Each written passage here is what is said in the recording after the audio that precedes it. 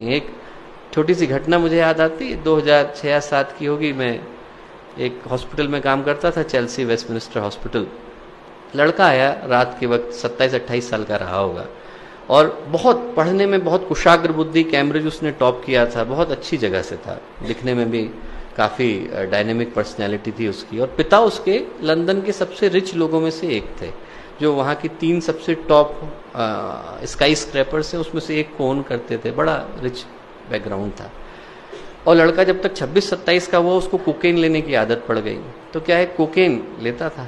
अब कोकेन लेने में क्या होता है कि एक आदत पड़ जाती है, एक बीमारी हो जाती है जिसको हम लोग बोलते हैं लिलीपुशियन हेलुसिनेशन। लिलीपुट से शब्द आया है। गुलिवर एंड लिलीपुट कहानी सुनी होगी आपने, कि छोटे छोटे इंसान दिखाई पड़ते हैं, है नहीं, पर उसको दिखाई पड़ते हैं कि मेरे शरीर पर छोटे छोटे कीड़े, छोटे छोटे इंसान चल रहे हैं।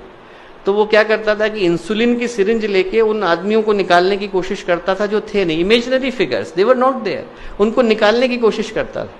तो जिस रात को हमने देखा, 27 छेद पूरे शरीर में थे कोकेन लेने के कारण, और बिल्कुल बहुत बुरी स्थिति थी।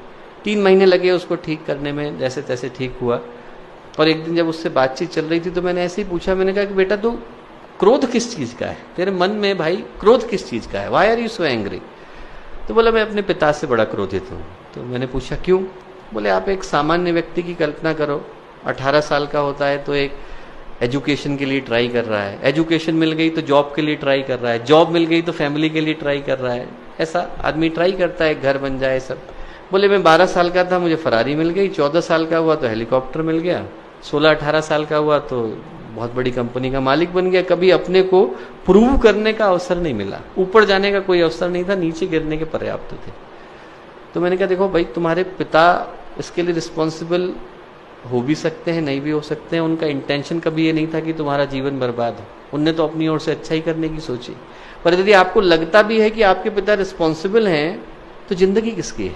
जिंदगी भर तो आप अपने पिता को ब्लेम करते हुए नहीं गुजारोगे ना, कुछ तो अपनी जिंदगी के लिए करोगे। तो उसके बाद फिर वो दिखा नहीं। 3-4 साल के बाद उसने साउथ अफ्रीका से एक पत्र लिखा और कहा कि साहब आपने जो बात कही तो बड़ा दिल में गहरे चुभ गई, और मैं पूरे विश्व की यात्रा पर निकल गया। बोले विश्व की यात्रा पर निकला, भारत पहुंचा। भारत में बस्तर एक जगह है हमारे यहाँ शांति कुंज में, बहुत सारे भाई लोग बहन लोग वहाँ से हैं, छोटा सा स्थान है, वहाँ पहुंचा तो उसने देखा एक किसान है साहब, किसान जो है पसीने से लथपथ है, कपड़े भी पहनने को नहीं, 4-4 बच्चे हैं, और फैमिली मिलके अच्छे से एंजॉय कर रही है, खाना खा रही है, छोटी मोटी जो उनके पास चीज थी वो खा रही थी, गाना गा रही थी। उनने इसको भी बुला लिया, बोले तू भी खाना खा ले। तो वो जो आदमी था बड़ा बैठ गया, उसको लगा कि साहब मैं खाना खाने के लिए। उसने कहा कि इनसे पूछो, अपने इंटरप्रेटर से कहा, किसान से पूछो कि इतना खुश क्यों है, इसको पास कुछ तो है नहीं, पैसा है नहीं, क्यों खुश है? तो उसने उससे पूछा तो किसान ने जवाब दिया, उसने कहा कि साहब इनसे किसने कहा कि मेरे पास कुछ नहीं है? बोले मेरे पास परिवार है। और उसने ये प्रश्न बात सुनी, बोला मैंने तुरंत अगली फ्लाइट लंदन की पकड़ी, लंदन पहुंचा, और पहुंच करके सबसे पहले अपने पिता को गले लगाया। बोले हम दोनों फूट फूट करके 4 घंटे रोए। आदमी के अंदर इतना भाव भरा हुआ है, हमको पता नहीं चल पाता, हम लोग को लगता ही नहीं, हम कभी पूछ ही नहीं पाते। हम छोटे छोटे होते हैं, अपने माता पिता से जिद कर देते हैं कि साहब आप एंड्रॉइड लेके आओ, कभी ये नहीं पूछते कि साहब आपकी छोटी सी जॉब है, लाओगे कैसे? हमारी इच्छा है, हमारी इच्छा के लिए दूसरे को तड़पना पड़ता है। कई बार हम अपने बच्चों से आशाएं कर बैठते हैं, पर हमें नहीं पता होता बच्चा इस आशा को पूरा कैसे करेगा। और मैं कहूँ कि एक बार हम लोग अपने परिवार में तो संवेदना शुरू करके देखें, पूछ करके देखें किसी का कष्ट क्या है, दूर करने के लिए क्या कर सकते हैं। दूर करने के लिए हम सब कुछ नहीं कर सकते, पर भावनाएं तो दे सकते हैं।